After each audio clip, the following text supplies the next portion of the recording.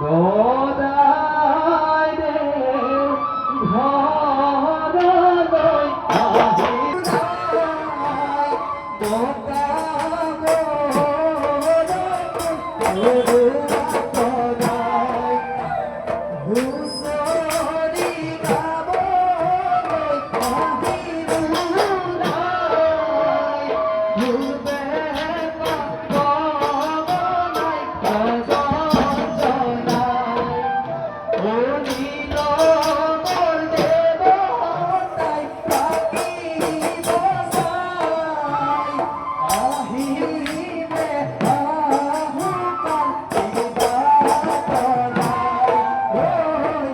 আহি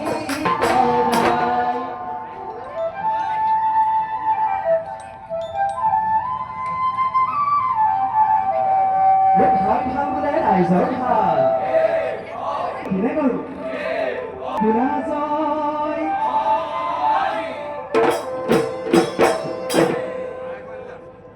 জানো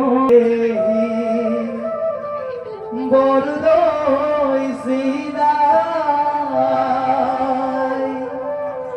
গছে দিয়ে বিদায়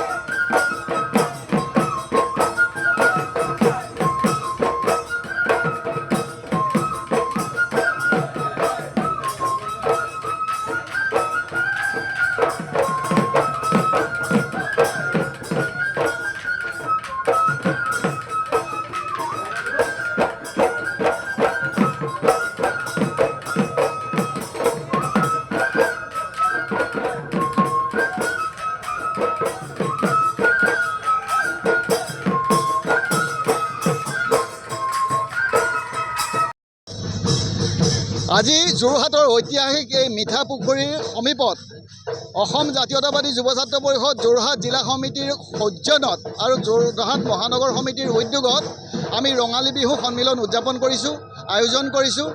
আচলতে পুৱা পতাকা উত্তোলন, শ্বহীদ তৰ্পণ, বিহু পতাকা উৰুৱাৰ পাছতে আমাৰ স্বনামধন্য শিল্পী ডক্টৰ ভূপেন হাজৰিকা আৰু অসমীয়াৰ পাণৰ হিয়াৰ আমুঠু পাণৰ শিল্পী জুবিন গাৰ্গৰ প্ৰতি শ্ৰদ্ধাঞ্জলি জনাই আমি এক শ্ৰদ্ধাঞ্জলি অনুষ্ঠান আয়োজন কৰিছোঁ। আচলতে আমি এটা কথা ক'ব লাগিব যে অসমীয়া জাতিটোৰ যিগৰাকী হিয়াৰ আমুঠু আছিলে জুবিন গাৰ্গ, তেখেত নোহোৱা হোৱাৰ পাছত এইবাৰ বিহুৰ মাদকতাটো নাইকিয়া হৈছে। তথাপিও আমি যুৱ ছাত্ৰ পৰিষদে অনুষ্ঠীয়াকৈ এই বিহু আয়োজন কৰিছোঁ। ইতিমধ্যে আমাৰ সেই শ্ৰদ্ধাঞ্জলি অনুষ্ঠান পাছতে এক বিহু নাচ প্ৰতিযোগিতা আয়োজন হয়। সেই বিহু নাচত প্ৰায় 30গৰাকী প্ৰতিযোগীয়ে অংশগ্ৰহণ কৰে। তাৰ পাছতে আমাৰ মুকলি বিহু প্ৰতিযোগিতা আৰম্ভ হৈ আছে। ইতিমধ্যে এয়া আমাৰ মুকলি বিহু প্ৰতিযোগিতা আৰম্ভ হৈ আছে। মুকলি বিহুৰ প্ৰতিযোগিতাৰ পাছতে আমি যোৰহাটৰ সমাজ জীৱনলৈ অৱদান আগবঢ়োৱা প্ৰায় 10গৰাকী স্বনামধন্য ব্যক্তিক সম্বৰ্ধনা অনুষ্ঠান আয়োজন কৰিছোঁ। তেখেতসকলক সম্বৰ্ধনা জনোৱাৰ পাছতে আমি সাংস্কৃতিক সন্ধিয়া আয়োজন কৰিম আৰু সাংস্কৃতিক সন্ধিয়াটো আমি আমাৰ যোৰহাটৰ কিছু স্থানীয় শিল্পীৰ জৰিয়তে এই বিহুৰ অনুষ্ঠানটো আয়োজন কৰিছোঁ। গতিকে অসম জাতীয়তাবাদী যুৱ ছাত্ৰ পৰিষদৰ এই যোৰহাট মহানগৰ সমিতিৰ উদ্যোগত আয়োজন হোৱা বিহু ইতিমধ্যে চলি আছে আৰু আমি ৰাইজৰ সহায় সহযোগিতা কামনা কৰিছোঁ। অসম জাতীয়তাবাদী যুৱ ছাত্ৰ পৰিষদ যোৰহাট জিলা সৌজন্যত আৰু মহানগৰ সমিতিৰ উদ্যোগত তৃতীয় বাৰ্ষিক ৰঙালী বিহু উদযাপন কৰিবলৈ আমি মিঠা পুখুৰী স্থানত আজি আয়োজন কৰিছিলোঁ। আয়োজনৰ পাঠখনত আমি পতাকা উত্তোলন কৰিলোঁ। পতাকা উত্তোলনৰ ফলত পৰিষদৰ পতাকা উত্তোলন, তাৰপিছত আমি বিহু পতাকা উত্তোলন, তাৰপিছত শ্বহীদ অঞ্জলি দিলোঁ আমি জুবিন গাৰ্গ আৰু ভূপেন হাজৰিকা দেৱক দিয়াৰ পিছতে আমাৰ ইয়াৰ পিছতে আমাৰ সাংস্কৃতিক সন্ধিয়াৰ উদ্বোধন হ'ব কিছু সময়ৰ পিছতে। আৰু বাৰণীয়া প্ৰতিযোগিতা ইতিমধ্যে চলি আছে, আপোনালোকে নিশ্চয় গম পাইছে। ইয়াৰ মাজতো আৰু বিভিন্ন আমি সমাজৰ লগত জড়িত থকা ব্যক্তিক আমি সম্বৰ্ধনা জনাম। এই কিছু আমি আমাৰ আজি বিহুৰ প্ৰগ্ৰাম কিছু আমি আয়োজন কৰিছোঁ।